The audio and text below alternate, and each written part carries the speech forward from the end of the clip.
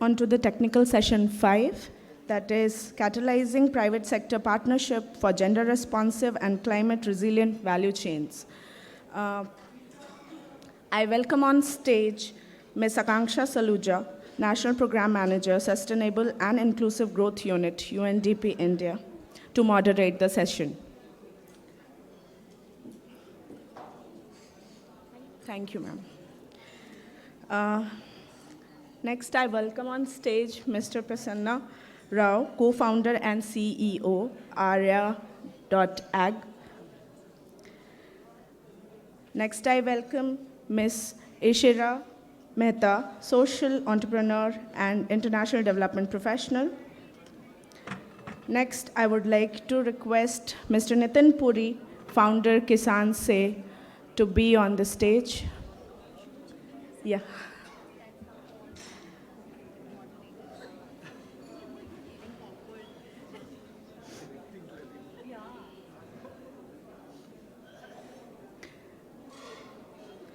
Lastly, I welcome Ms. Ravdeep Kaur, Associate Director, KPMG.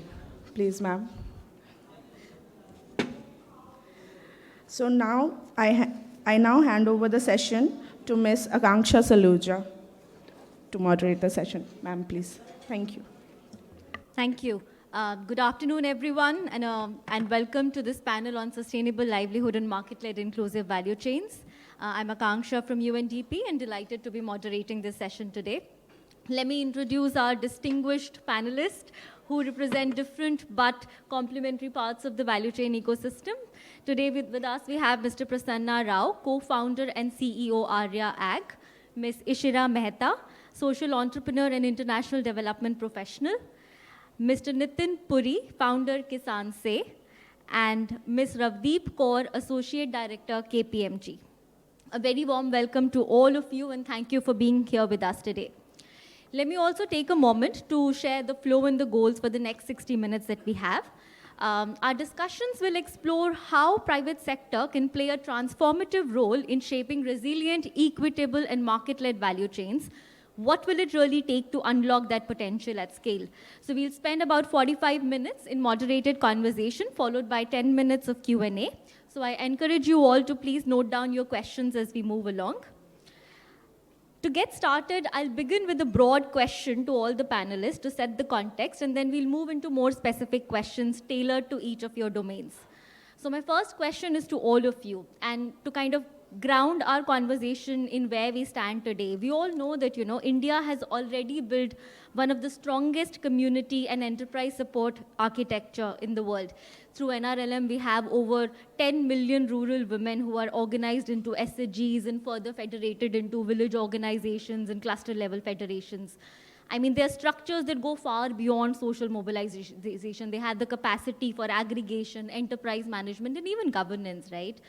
But despite this remarkable foundation, when we look at outcomes, more specifically the SDG 5 on gender equality, even the Niti Aayog SDG index, we see some critical gaps. Women farmers and producers continue to face limited market access, climate vulnerabilities, weak bargaining power, and unequal share of value creation.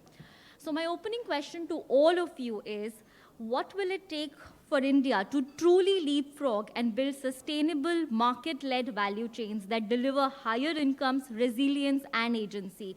And what are those critical levers that can unlock deeper private sector investment, so companies can meaningfully engage with this institutional architecture at scale? Prasanna, maybe we can start from you, and then we can move to Ishira, Nitin, and Ravdeep. Sure. Thank you, Akanksha. Please pardon my throat. It's a little down.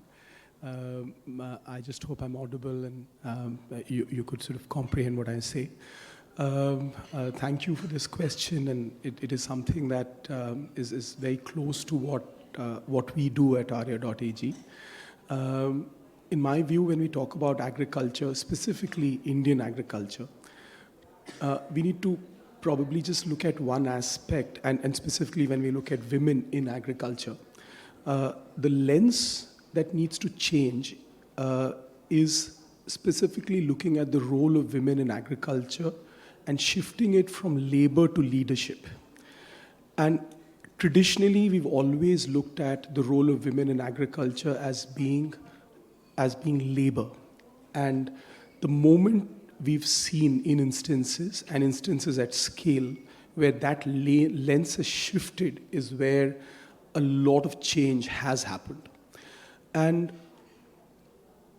one of the things that has really sort of encouraged us is that of late, in the past about 5 to 7 years, and I think, since Amit is here, I'm not saying that because he's here or it's a UNDP-led panel, but one of the things that we learned in our own journey is that when you empower that layer of leadership at the community level, there is the trust gap that basically detriments this integration with markets can be addressed very, very effectively.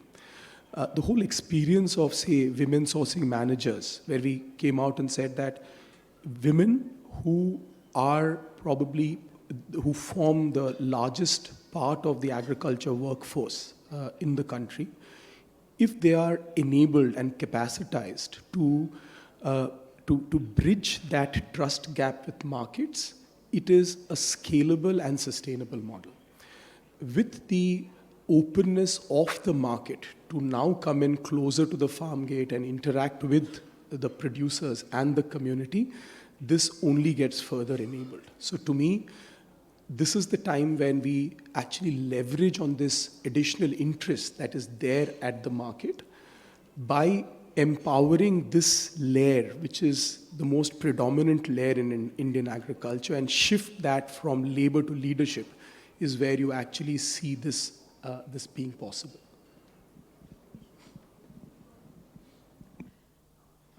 So, thanks, Akanksha. So I see it from, if we want to scale these models, work has to be done from both the demand side and the supply side. So Prasanna was talking from the supply side, we empower these women leaders. At the same time, work needs to be done at the demand side to create platforms where buyers have information about what is available. Because right now, the way we've been marketing and selling agri-produce in India often is, okay, we are growing this as a women farmer group, now where do we sell it? There is, then we will package something, make our brand, sell it. But we all know that there are certain ceilings to that, we don't get to scale. So how do we take these products to scale? And for that, there has to be that two-way conversation. You can't just grow something and then look for the buyer. The buyer needs to know what is going to be available, give feedback if they want a different product or a different variety, or the product needs to be processed differently. And for that, I think government, organizations like the UN, World Bank, they can create certain platforms where this data can be exchanged. And that kind of brings me to my other lever, which is data. If we have that, and today, a lot of data is being collected. We have AgriStack that's being developed at the national level. At the state level, many states have pretty good databases. It's just that a lot of this data is not open to the private sector. So I think more effort needs to be made and more governments need to be encouraged to open up a lot of these DPIs to private sector so that this information can be collected. If I as a company know that in this district, these are the major crops that are going to be grown by these farmer groups, it makes a lot of my life easier, right? And then I can make decisions based on that. It might not be 100% accurate data, but it's a very good starting point versus me as a company, making calls, going to the mandi. It's a very unstructured process. So these are the two things I think can really help scale, this private sector-led model and help the women farmer groups. Thank you. Thanks so much, Ishira. So I think Akanksha, NRLM has done a fantastic job in terms of building the infrastructure piece, in terms of building the institutional innovation piece, getting women collectives to work. A lot of good work on infra as well, as I said. What is needed now is to monetize this infrastructure so as to have a virtuous cycle where they are able to add value to agricultural produce, put it under a cogent marketing framework, develop a distribution network, and use the power of markets to bring prosperity to farmers at scale. What has happened so far is, for various reasons, the infrastructure, institutional capability of NRLM has mostly gone into serving larger companies as a supplier, right? So it's a farmer group, they maybe collect 500, 1,000 metric tons of produce, they sell it to somebody. Maybe they were selling it at 100 rupees earlier, now they are selling it for 101. As a consumer, if I pay 100 rupees to buy a product from a nearby store, the farmer gets only 25 rupees. And there are, of course, various reasons for it. It's not that the farmer will start getting 100, but why not 50? Why not 60? Why not 70? Are there non-value adding activities which some suboptimal actor in the supply chain is doing? Can that be replaced with greater efficiency at the NRLM, FPC, SHG, farmer level? Can we bring a construct of marketing, distribution, branding to create India's largest women-owned farmer brand? Something similar to what Amul has done in India. That's exactly what we are doing at Kisan Se, right? So most of our farmer groups, we have 25 farmer groups in India. Each of them is well endowed thanks to the great work done by NRLM. All women farmer groups, some of them FPCs, some of them SHGs, owned by women, run by women, managed by women. And with this power of marketing, branding that Kisan Se has brought to the table, farmer collectives, women farmer collectives who are maybe doing 1 lakh revenue every month 2 years ago, some of them are even starting to touch 1 crore a year, which is phenomenal, right? Which is like an 8x, 9x jump. How has this happened? With the power of markets, we have a very beautiful model called co-brand and co-profit, where we make farmer groups equal partners in the brand. We make farmers equal partners in the profits coming out of the supply chain and the market intervention. So I think access to consumer markets, branding, marketing, value addition, and having a governance structure where things are in order.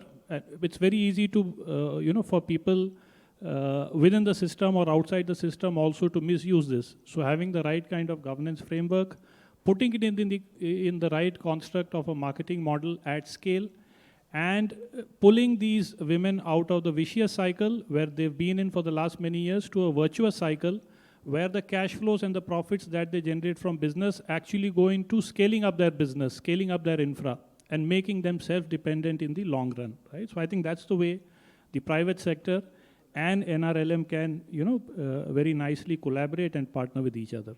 Thank you. Thanks, Nitin. First of all, a very good afternoon to everyone. Thanks, Akanksha, for putting this panel together. I'm Ravdeep Kaur. I now work with KPMG, but at the bottom of my heart, I belong to a farming family in Punjab. And after my study, I think agriculture sector came naturally. So it's been more than 20, 25 years now in the agriculture sector, and my job has mostly been on the ground operationalizing the value chains, which means if someone is saying that this is the model and this is how it will change your life, then my question would be that, okay, fine, then how do we do this? How do we execute this? So that's the fundamental in the agriculture sector. And when I was trying to kind of put my thoughts together for this session, I think there are several scenarios that we need to look at when it comes to agriculture. So as a practitioner, certainly there are men and women farmers, but as an agriculture practitioner, I don't see that difference because the challenges in the agriculture sector are equal for both of them. And yes, it does impact women more because of lack of access to resources to deal with the situation. So the scenarios that that we need to look at is that what is the landscape that we are operating in right now? What is happening around us? Agriculture sector is not the same as it was before a couple of years ago. If I look at the current status, then the figures tell me that the agriculture is a sector which contributes about 14% to the GDP and employs close to 50% of the workforce of the country, and still is growing only at about 1.8%. So, I mean, how do we make that quantum, jump where we are talking about sustainable and incremental farmer incomes? Secondly, so this is one situation. The other situation as country we have is the land holding, the operational land holdings. More than 85% of the land holdings are in the very, very small and marginal category. This land holding is 86% are the small and marginal, but the area that they are operating has reduced over the past 40 years. The average area that they used to operate in, let's say, 1970 was 0.38 hectare, 0.41 hectare, which has now reduced to 0.38 hectare. And I was reading State of India's livelihoods report from the last year. This report also documents that the third scenario is reducing, or stagnating production of various cash crops. And these cash crops are very, very significant for the livelihoods of the smallholders. And these cash crops are cotton, maize, soya bean, onion, pulses, etc. So if you look at the data, the production has reduced anything between 15 to 25% or stagnated. This is another scenario. Third scenario is that the prices of these commodities have reduced, more than 20 to 40%. And this is not just happening in India, it is in a way scenario globally, but then India do have the advantage of dealing with the situation, but somehow I feel we are quite distracted at this point. So when I look at these scenarios, stagnated productions, reducing prices of the commodities which impact the majority of the agricultural landscape, then third issue is the climate. So one is the reduced prices, reduced production, and then due to the climatic changes impacts, farmers are either getting low prices in the market, below than what is being offered, which is already lower than the normal, lower than his or her cost of production. Then the third thing is these knee-jerk reactions by the government. Export ban on onions, cotton import, duties have been reduced. Similarly on pulses. This has created huge impact directly on the agriculture sector. So I think these are the scenarios, and this is where agriculture sector right now is. And honestly, in my experience, government is the largest player who can make any change in the sector, who can bring about any change. So after working on ground for a couple of years, I am now working with Department of Horticulture, Government of Punjab as one of our client, very closely working with the horticulture farmers of the state.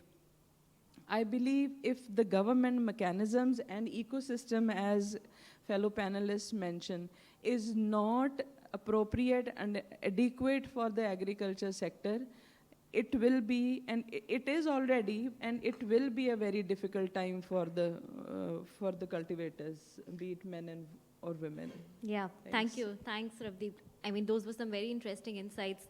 If I want to get more specific now, tailored to each of your domains, Prasanna, if I want to bring you in here, Arya Ag is addressing some of the challenges that Ravdeep also mentioned here. Like you're sitting, It sits at the very unique intersection of storage, finance, and market linkage.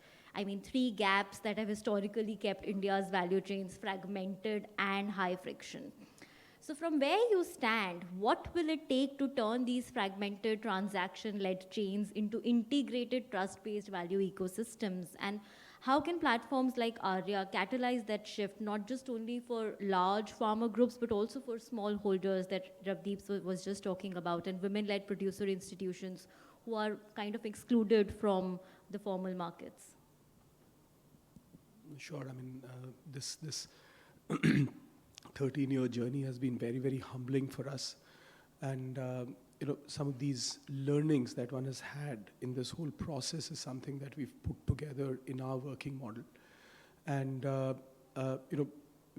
when we look at some of these fragmented value chains and how do you sort of build that coherence in that whole process, to me or to us as an organization, I'm sure a lot of partners who've helped us in this journey over the last 13 years, has been the fact that the markets operate on basically a trust gap.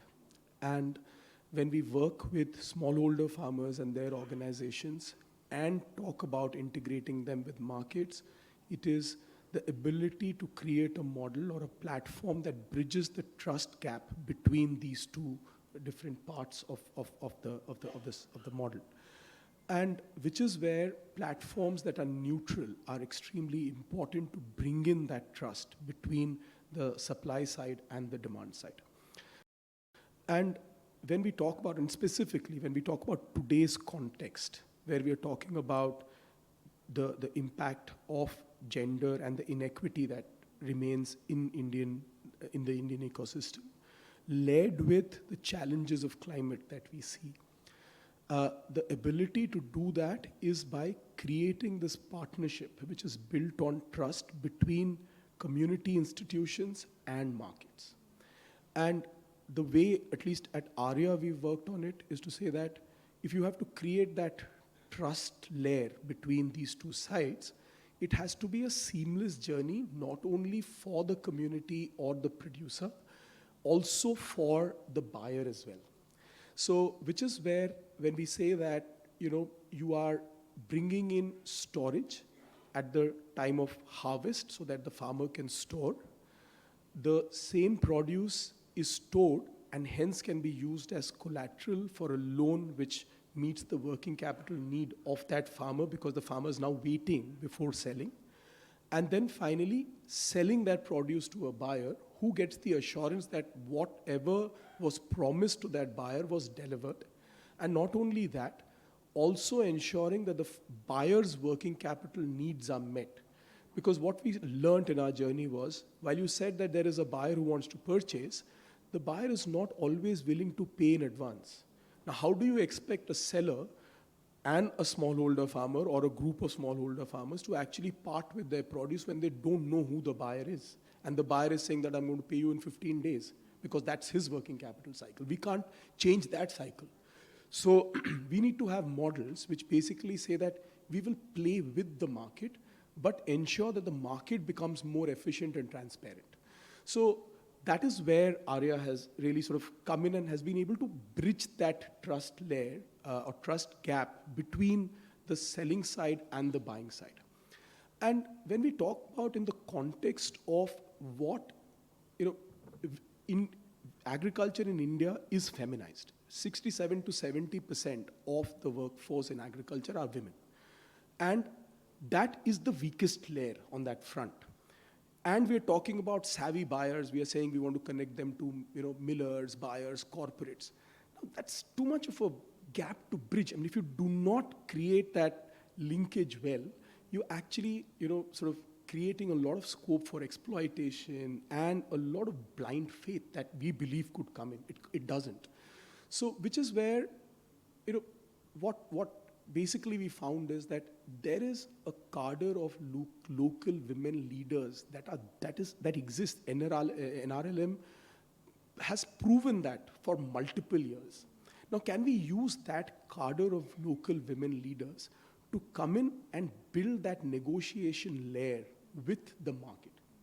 And which is where we've seen that if we are able to create that at the community level, and there is a buyer who needs that assurance, and hence a platform like Arya or like Kisanse or like many of us who have done this, coming in between to bridge that particular gap. Let me give you an example. It has been very close to us. It's been an eye-opener for us because we never expected that this would happen. In January of 2025, we thought that we will create something called a smart farm center. Like Ishira was mentioning, we did a session a few years ago where we said that what is it that is needed to really connect the supply side to the demand side. So they said, and for differentiated produce, for climate resilient produce. The thing that came up was there is no data. Buyers want to buy, but they don't know where they can buy it from, whether it is available. And on the other side, the sellers feel that we don't know any demand, and hence how do we produce? So there is a gap. And we said, okay, let's bridge that gap. Now, if we have to bridge that gap, we need a certain kind of produce, which if we were to say that we will not do anything and that produce will be available is not possible. It is market-led. And hence there is a certain level of tech intervention or technology intervention that is needed to enable that. Now, who invests in that? Now, the question was that the farmers will not pay for it. The buyers are wary of paying for it because they don't know if they pay, whether there'll be that assurance that they will get that produce. And which is where Arya came in and said, okay, we will ensure that this happens. But the farmers are not going to pay for it. Who will pay? Our thought was we will pay, we will get some donor, we will get some technical assistance, and we'll create these smart farm centers which will have access to soil testing, to drones, to climate advisory, to a POP, etc. And what we saw was that if you go to a buyer and tell them that I need your help in setting this up, because this additional cost, when we did our calculations, was about 2% of the value of the produce that they wanted. But imagine that buyer, when they get this produce, after they process it, they make a margin of anywhere between 40 to 50%. So 2% was insignificant for them. And which is where, when we started, we had targeted that we will probably at the end of the year set up about 10 smart farm centers. Today we are already 25, and there are about 7 more which are in the pipeline, none of which have been funded by us. None of which where we had to invest even a single rupee, because the buyer was interested in doing that, and they took this assurance that if Arya is in between, we will trust that and we will move forward. And the way we achieved it was, we got other startups, a drone startup coming in and saying that I will break even if there is 200 sprays of drones that happen in a month or in a particular season. A soil testing guy saying, if I have 300 soil tests done, my costs are going to be recovered. So all I need to assure them is 300 and 200, and getting the corporate to say, if it is less than 300, whatever is the gap, they will pay. And that cost, even if they pay for the full thing, is only 2%. So I think the moment you bring the market in there and have this layer of assurance coming in from somebody who's considered to be neutral, and have the local women leadership, which ensures that this happens, I think all of this together solves it, and it can be scaled. So to me, I think, some of these learnings this is only Arya's learning. Now, I'm sure there is Kisanse, there is many of us who are working on it. There's Dehat, who are working on different kinds of models.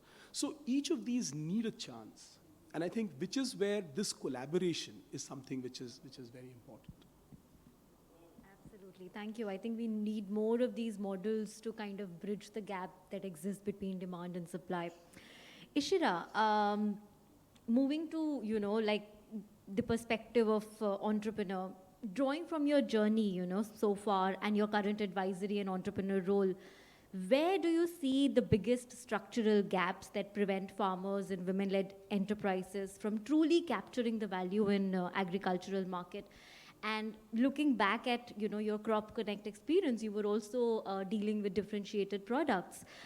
If you could share your learnings in navigating this entire ecosystem, and in hindsight, what do you think, what kind of enabling support could have helped model like Crop Connect to scale and sustain? So if you could share that. Sure.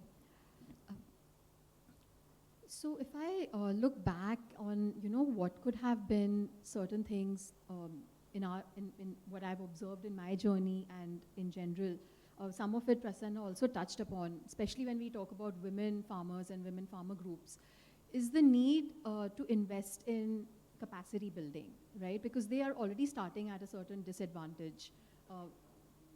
I mean, just because they've not been exposed more to markets, not to say that there are, I mean, even there are many male cooperatives of FPCs, they also need capacity building. It's not to say they all are aware as well. But if we specifically talk about women farmer groups, one is, if you as a startup or a private company, you start engaging with them. But there is a constant need for a feedback loop, right? Like you want to ensure that they're producing the right produce. If you're doing processing at their, at the farm level, at the FPO level, what do they need to do? What are the equipments they need? How do they get financing for it? There are lots of financing instruments available in the market. But again, the decision by the banks or a NABARD is based on how well the cooperative is running. So a lot of it comes back to how whether it's a cooperative or a producer company, how well is it being run? Today, we know there are many FPCs out there, but there's only a small percentage of them that are actually running well. So what can be done for that? And who is going to pay for that? I mean, as a startup, there is limited funding a startup has to do that. It's probably limited to what is needed, for you to purchase from them. So I feel that's a very important part. Women leaders, even the role of agri-entrepreneurs, I have seen, that can be quite powerful because developing agri-entrepreneurs at a village level, you're already helping them create some kind of a cash flow, become independent. And then using them as levers, to connect to market, connect to the farmers. So that's another angle that can be considered. One other piece I've also sort of observed is there is a lot of money, donor money available to organize farmers, to do capacity building of farmers. But again, we always talk about, okay, we want to sell the produce, right? And we want consumers to pay maybe a little premium, for a differentiated product, okay, or you pay premium because it's a product grown by a women farmer group. Why should the consumer do that? Firstly, there isn't that much awareness amongst the consumer. So there needs to be some thought. I mean, there is, especially from a startup's perspective, there is a cost attached to market creation, and it's just assumed that that's going to be covered by the company or, the profits of the startup. But if a startup is working solely on differentiated products with smallholder farmers, which are women, there is a need for the larger ecosystem to also consider creating pools of funds that can be tapped into for market creation, and I think that's a gap and a lever that could also help startups. So in summary, I mean, this is, and again, like I mentioned earlier, if we had better access to data, the runway time would be much smaller for any startup. I mean, today, you talk to any startup, I'm sure Nitin can also share, one of their biggest chunk of times of the teams initially goes into data collection. Like you have to send people out there. When we started Crop Connect, we traveled like some 10,000 kilometers, 20 states, to identify farmers. You still have to do that, but if there was better data, you could be a bit more sort of discerning in that process. So, but I think that's changing. I mean, when we had started our company, it's long back. I mean, the times have changed. So that's definitely a very important piece, that how can the ecosystem help startups reduce that effort, and focus on their core work that they want to do. And not, because the funny thing is that a lot of startups are collecting the same data. Just like, maybe someone is going to the farmer and getting a soil test done. Someone is going and asking them, what pesticide you're using, depending on what their product is, right? Like, so how do we just make that more efficient? And what can the ecosystem do to help startups with that? Yeah, great, thanks. So moving to you, Nitin, Ishra spoke of, the need of capacity building of FPOs, the need to have a pool of funds for market access, and also data gap that exists, right? You at Kisan Se is working with 25 FPOs, and we were just talking about the capacity building that you have been doing of these FPOs, 50,000 farmers in 8 states. So from your vantage point, what do you think, what fundamentally needs to change in ways these value chains are structured so that farmer, and especially the smallholders, retains a larger share of consumer wallet? And based on your experience at Kisan Se and with these FPOs, what have you learned about the levers that can enable FPOs to truly play a stronger and a more sustainable role in market access? Sure. Thank you so much. So I think one thing we should first realize before coming to the challenges is what are our strengths. And I think India has one very big strength that out of over 150 million hectares of arable land area, almost 15 to 20% is still farming the natural way. We may call it natural farming, we may call it traditional farming, there are different names to it, agroecologically sustainable, the way we want to structure or word it. And which are these locations? These are primarily our mountains, valleys, forests, tribal areas, dryland areas, where so-called modern agriculture never happened. Green revolution never happened. Why? Because they were distant, there was no road, there was poverty. The place itself was so pristine. It was so naturally well endowed that we never had to borrow the Western concept of agrochemical and everything else which happened after World War II, right? All of us are aware. Agrochemical industry started because there was a huge pileup of chemicals unused after World War II, and it has to be used for something, and that's how, the entire spiral effect started. And now there is talk of quote-unquote ESG, SDG, A, B, C, a lot of things which are actually at the core of Indian farming, because in India, agriculture has been culture, right? So if you have 20-25 million hectares of land area in mountains, valleys, forests, tribal areas, dryland areas, you have fantastic world-class products which have never been marketed. The Koraput Kala Jeera rice, the Kashmiri walnut, the Idukki cardamom, the Masoor dal of Bundelkhand. The moment you have a pack of these or cook a 200 gram helping of this, you will say, wow, this is the best product in the world, right? So that's our strength, before coming to the challenges. And if this indeed is our strength, there is no dearth of consumers. We've been operating for the last 2 years as Kisan Se, working with over 50,000 plus farmers, 25 farmer producer companies, SHGs with their own processing units, adding value to the products. Consumers are looking for such differentiated products. I want the best walnut in the world. It comes from Kashmir. Can you get it from me? Which is, if it's dried naturally, vacuum packed at source, and coming to me as if it was plugged yesterday, even if I open the pack after a month, right? Can I get the world's best rajma from India, from the Himalayan ranges of Munsiari, rather than buying a Burmese or a Chinese rajma which doesn't cook, even after soaking overnight? This one doesn't need to be soaked overnight. It cooks so delicious, and I don't feel heavy after having it. I open a jar of Idukki cardamom. It's much better than any other cardamom in the world. And single origin, story is not something new. We've seen the way it operates for champagne or the balsamic vinegar of Modena or the high altitude water coming from the Swiss Alps, right? So India is blessed, consumers are willing to pay, and our experience at Kisan Se, a very short experience of just 2 years, shows us that more and more consumers are willing to pay a 30 to 40% premium for a significantly differentiated product. Obviously, because more and more Indian people are earning better incomes. You keep reading all the statistics and data about the upward mobile India, the aspirational India. A good 10 to 15 crore people, which is even bigger than many maybe European countries in terms of the number and the size, are actually willing to pay a 30-40% premium, provided they get access to an assured supply and source and the promise that this indeed is Idukki cardamom, this indeed is Kashmiri walnut, it's grown, minimally processed and packed at source.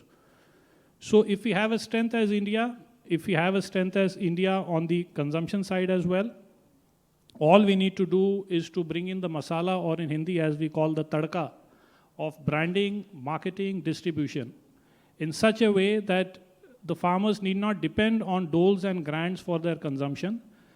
The kind of infrastructure which NRLM and the other agencies, SFAC, Ministry of Agriculture, NABARD, etc., and a lot of non-state actors, the Tata Trusts and the CSRs and philanthropies of the world, the way these state and non-state agencies have been able to build the infrastructure stack that is world-class, monetize that, bring in an element of training, capacity building, hand-holding, so that the farmers are up there in terms of using this infra for food safety, compliance, product standardization, process standardization, and build a world-class marketing construct, market, brand, sell products because they are the best in the world, market them as if they are the best in the world, create the right kind of packaging, communication, videos, storytelling, Insta, Meta, Facebook, Google of the world. The whole universe is open for communication now, much more democratized than what it was 10 years ago or 20 years ago.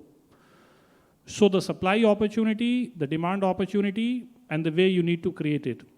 And the government indeed has the biggest role, which it already is doing by way of NRLM and the other agencies, to build world-class infra to be able to help all of us to monetize this opportunity. So I think that itself is a very big blessing. And then with a combination of this grant component coming through infra or otherwise from government, the equity component coming from the VCs and the funders of the world, and the debt component coming from banks, financial institutions, and NBFCs. So if we can put grant, equity, and debt together, create a world-class distribution pipeline, I think the sky is the limit.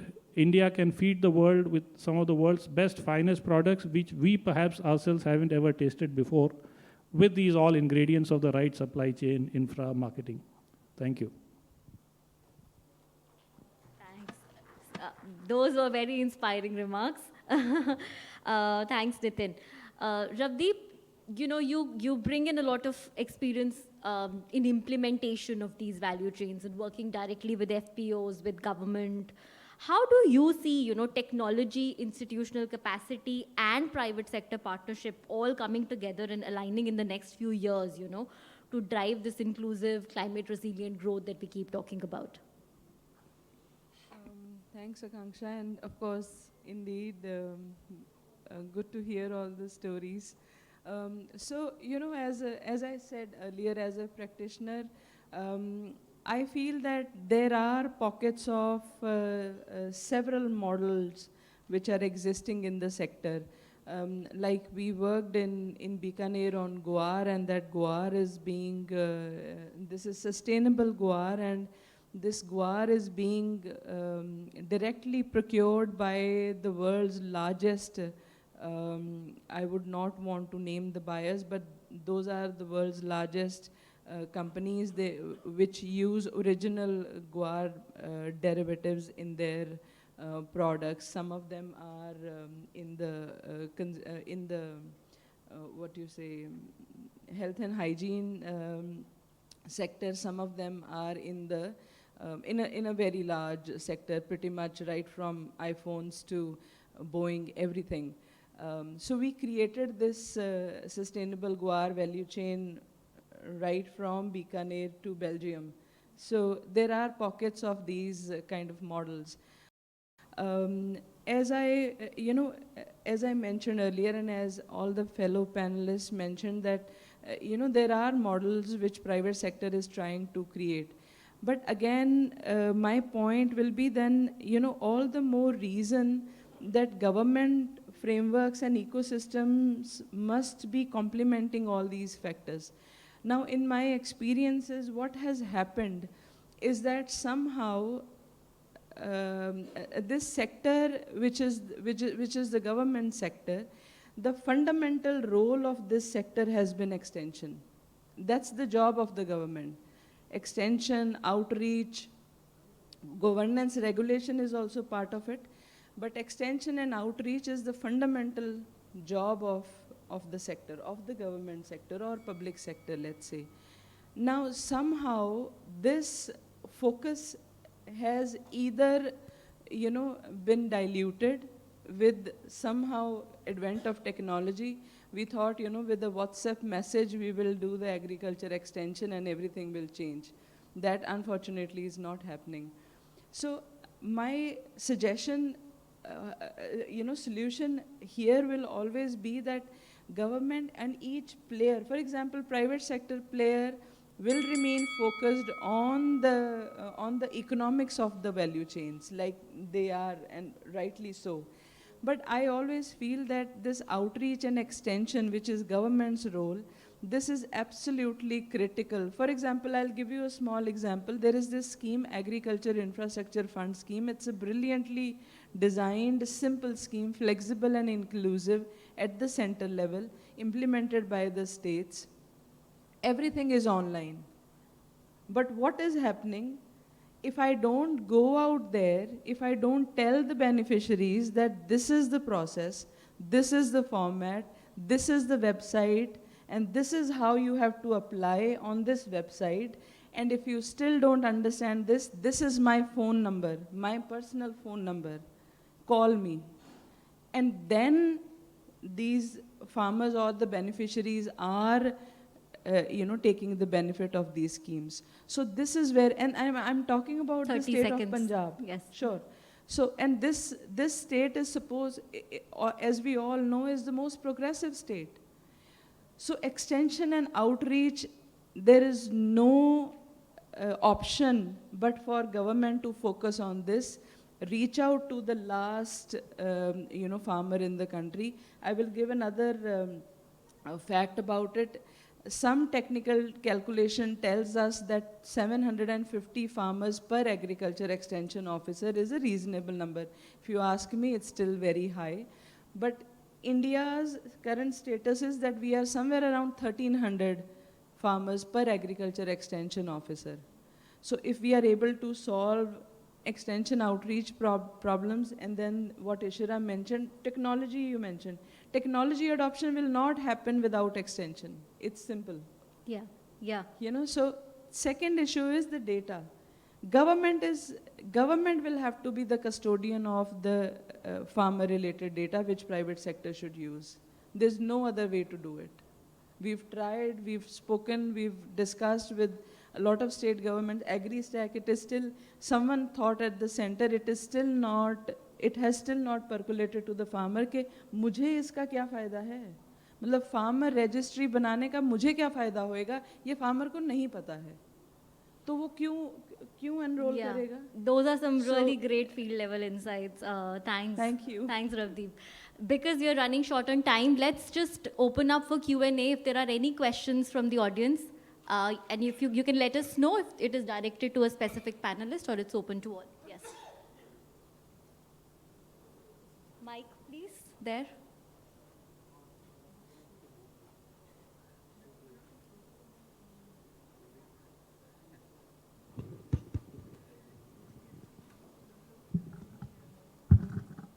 Good afternoon, everyone. I'm Ruchi, CEO of Seva's National Insurance Cooperative. I was really very happy to hear all the deliberations of the panelists. Since the thematic is also about gender responsive and climate resilient agriculture, I would like to ask anybody in the panel and also share some insights, a little small insight from what we are doing at Seva's Insurance Cooperative, is whether in all the things that you have shared, has any of the enterprise considered parametric insurance as also a mechanism for climate resilience response to sustainable agriculture, enterprises. And the second, on gender responsive agriculture, again, I've heard a lot, so I'm not asking a question, but I'd like to share an insight, very small one, and then leave it up to you to, answer. That Vimo Seva is the first insurance cooperative in India to pilot 3 parametric insurance products for climate resilience and mitigating risks of excessive heat and rainfall, as well as for cattle, which is impacted in terms of excessive heat and productivity. So, yeah, this I would like to share. And we are an all-women-led cooperative, as you know. No, absolutely. I think that's extremely encouraging, ma'am. On insurance specifically, when we encourage farmers to come in and say that you store after harvest, they're actually taking a risk. What if the prices actually don't go up and they fall?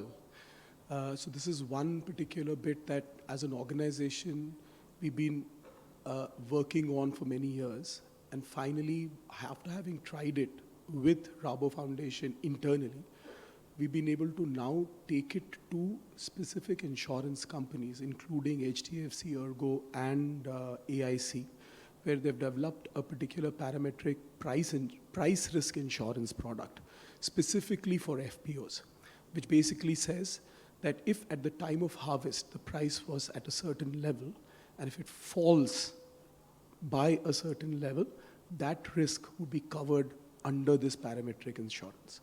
And while we've been doing this not as an insurance product, because we are not an insurance company, internally with Rabobank and banks like ICICI, as a price risk guarantee, for the first time last year, we were able to roll this out as a commercial insurance product and covered maize for about 40 crores worth of just the risk amount, which means close to about 120 crores worth of maize being protected by this insurance.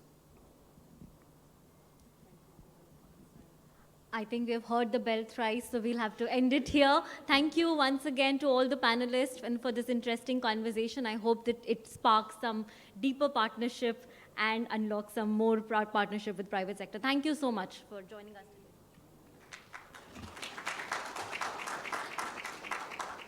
I thank our moderator and panelists for their contribution to this enlightening session, discussing core enablers for agribusinesses while highlighting the practical pathways to bridge the gap between demand and supply and the need of women leaders from community to become that bridge through capacity building. I request you all to come in front for a photo op, please.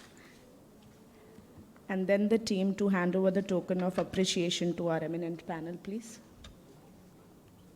In front? You can come in front.